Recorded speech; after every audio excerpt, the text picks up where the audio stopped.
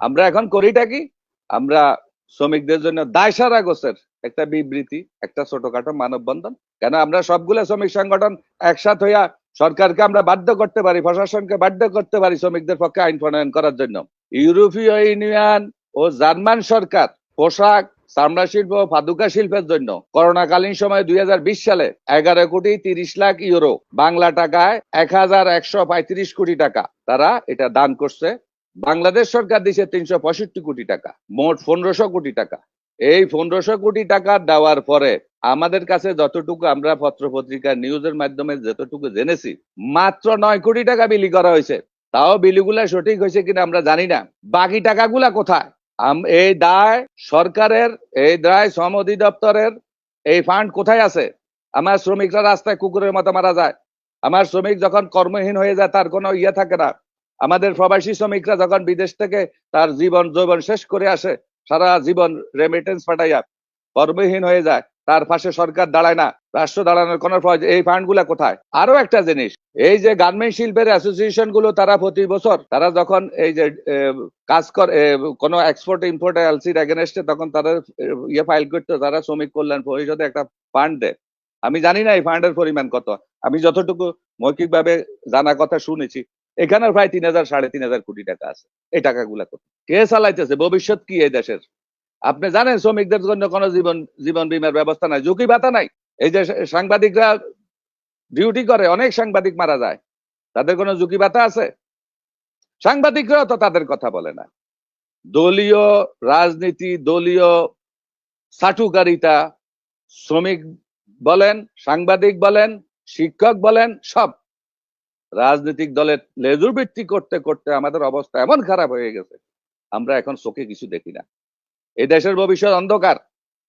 আমাদের বর্তমান যেহেতু শ্রম প্রতিমন্ত্রী আছে, আপনি আরেকটা দেখেন, শ্রম মন্ত্রণালয়, জানি না শ্রম প্রতিমন্ত্রী নজরুল ইসলাম সাহেব কি ব্যবসা বাণিজ্য কি আছে না আছে, আমার জানা নাই।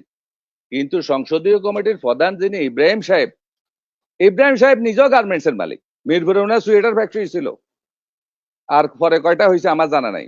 এই যে অবস্থা, এখান থেকে আমাদের উত্তরণের উপায় কি? শ্রমিকদের অধিকার এবং মর্যাদা প্রতিষ্ঠা করতে হলে শ্রমিকদের নেতৃত্বের জায়গাটা, সিদ্ধান্তের কারণে জায়গা যাইতে হবে।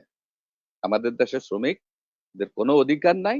এখানে মানে একটা কৌতুকের মতো শিশু তার মাকে জিজ্ঞেস করতেছে, মা, প্রতিদিন রাত্রে, গভীর রাত্রে যে লোকটা আসে আবার ভোরবেলায় উঠে চলে যায়, একে বাপেরে চিনে না, পিতাকে জানে না। গার্মেন্ট শিল্প সহ এরকম এরকম পরিবহন শিল্পের কথা, এদের থাকার ব্যবস্থা নাই, খাওয়ার ব্যবস্থা নাই। এরা কত ঘন্টায় ডিউটি করতেছে, এরা অ্যাক্সিডেন্ট হয়ে মারা যাওয়ার পর তার পরিবারের খাবার না, অ্যাক্সিডেন্ট হওয়ার, অঙ্গহানি হওয়ার পর। এই দেশে বিশেষ করে পরিবহন সেক্টরে মালিক শ্রমিক ঐক্য পরিষদ, পৃথিবীর কোন দেশে দেখা দিছে মালিক শ্রমিক ঐক্য পরিষদ থাকে? এটা বন্ডামি। অর্থাৎ শ্রমিক রাজনীতি রাখবে না, শ্রমিকদের অধিকার প্রতিষ্ঠা করা। মালিক শ্রমিক ঐক্য পরিষদ, কিছু কিছু শ্রমিক সংগঠন এটা নিয়ে বাহাবা করতেছে, তারা হয়তো পার্সোনালি কেউ বেনিফিট নিতেছেন। মালিক শ্রমিক ঐক্য পরিষদ কি ব্যবহার? এটা কোন দেশে আছে? পৃথিবীর কোন দেশে মালিক শ্রমিক ঐক্য পরিষদ করা? এই দেশের অবস্থাটা হলো, ওই যে উর্দু কবি সাদাত হোসেন মান্টোকে একবার জিজ্ঞেস করা হলো দেশের অবস্থা কি, তিনি বললেন যে দেশের অবস্থা হলো জেলখানার মতো। বললো যে জেলখানা কি অবস্থা? বললো যে জেলখানাতে আজান দে একজন দণ্ডপ্রাপ্ত আসামি, ইমামতি করে দণ্ডপ্রাপ্ত আসামি, নামাজ পড়ে দণ্ডপ্রাপ্ত আসামি বা ফাঁসির আসামি। এই দেশের অবস্থাটা হয়েছে এখন আমাদের এই দেশের অবস্থা। এই দেশ চালায় লুটেরারা, এই দেশ প্রশাসনের চালায় লুটেরাদের সাপোর্ট নিয়ে। এই দেশটার ভবিষ্যৎ খুবই খারাপ।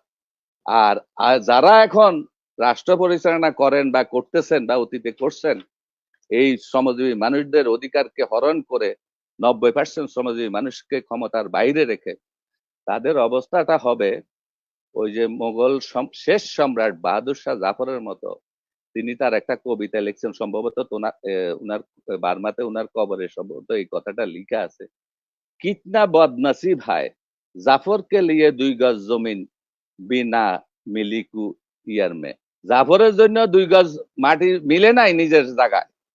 এদের অবস্থায় রাজনীতিতে এই অবস্থা হবে, একটু অপেক্ষা করেন। এই দেশের মানুষকে সংগঠন। আরো একটা জিনিস দেখেন, রাজনৈতিক দল কমিটি করতে পারে 500 জনের, 1000 জনের। আর আমরা যারা জাতীয় ফেডারেশন বা শ্রমিক সংগঠন আছি, আমাদের কমিটি হলো 30 জনের। গত বছর যাইয়া এটা নতুন করে আইন করছে শ্রমিক লীগের ফেসারের কারণে এটা এখন 35 জন হয়েছে। তো 35 জেলা হইলো কতগুলা, উপজেলা কতগুলা, শিল্প অঞ্চল কতগুলা। অর্থাৎ আপনাকে এই দিক দিয়ে এই আইনের মাধ্যমে শ্রমিক রাজনীতিকে, শ্রমিক শ্রেণীকে দাবিয়ে রাখার জন্য চেষ্টা করতেছে।